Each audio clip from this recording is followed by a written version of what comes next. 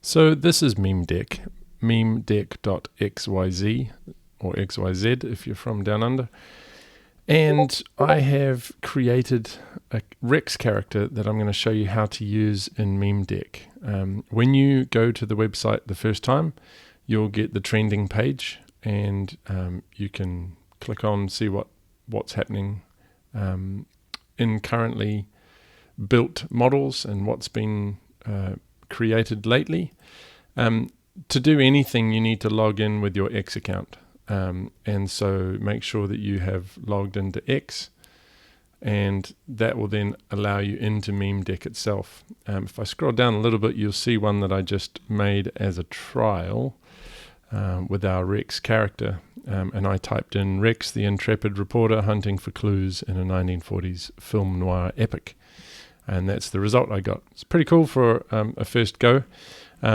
I just wanted to show you how you can use Memedeck to create one yourself. So at the very top, you'll get an area to type in.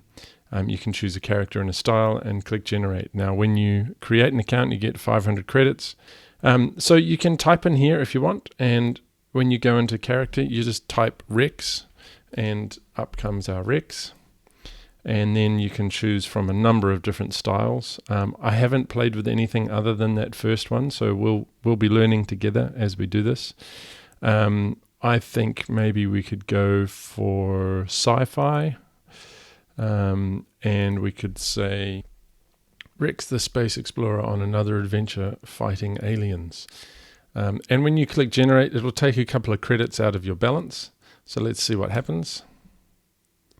-2 Riz.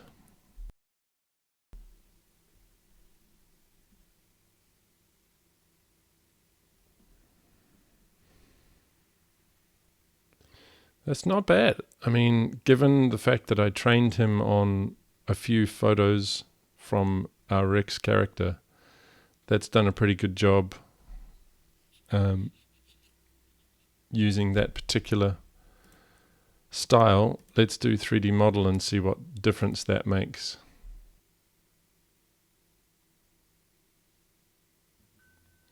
Doesn't make too much of a difference in a style overall, I guess. Oh, I guess it looks like it's an actual model.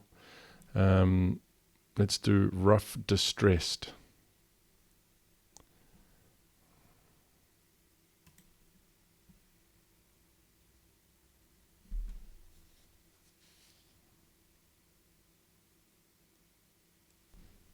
Kind of makes it look like a Western. That's cool. I like that. What about Rex? Rex holding a sign on a busy street corner.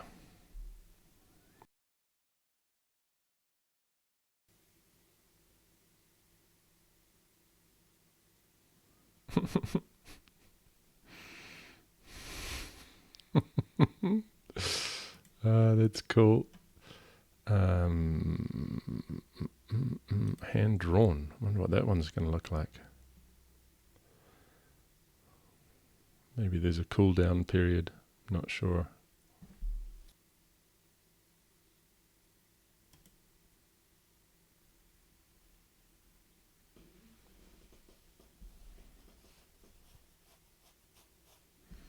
That's pretty fun. I like that one. Pretty cool effect. I don't know where he's got a tail from. Rex doesn't have a tail, but the AI just sort of goes from a base model that it learns, and then interesting underwear. So obviously you can have a lot of fun with these and can create some fun looks. There is this studio version. Now, I had issues on Chrome, so you may also have issues. When I clicked any of these, I get an exception, and I'm not sure why it happened on Chrome. I'm not sure why it's happening on Edge. So you may not be able to use the multiple pane version of it. Maybe that's a feature that hasn't quite worked out yet. But in here, you can choose different orientations of your image.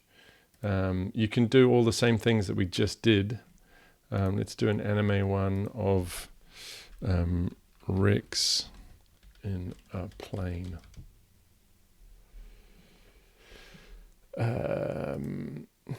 You can obviously, if you want to keep the same seed across different versions, as long as you copy that seed, you'll be able to fix it.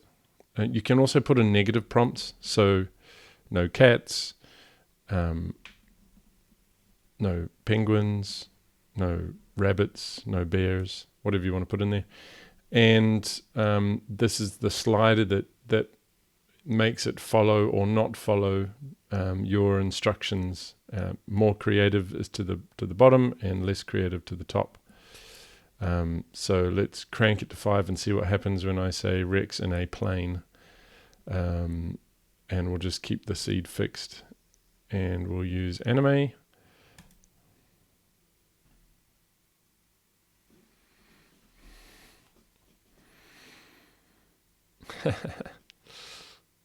What is going on there? Rex is the plane. His tail is the plane tail. I even get my own anime character. You get the same crazy randomness as you would using any AI generator. What's interesting to me is as it was generating, I felt like I could see all the character. And the landscape crop simply chopped the top and bottom off rather than making it landscape. So you may want to stay, oh, look at that. There we go. That's all it's doing, is doing a crop for you rather than a generation in that shape. So square is probably the easiest because then you can always crop later using whatever editing software you wish. And if we were to change that to cinematic and leave that seed the same, does it give us exactly the same but a slightly different style?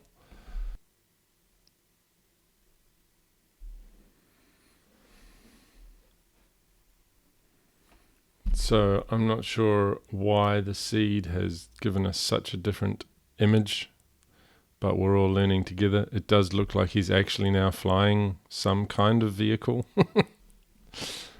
Looks like a cross between a pickup truck and maybe the interior of a plane, given our little dial up there.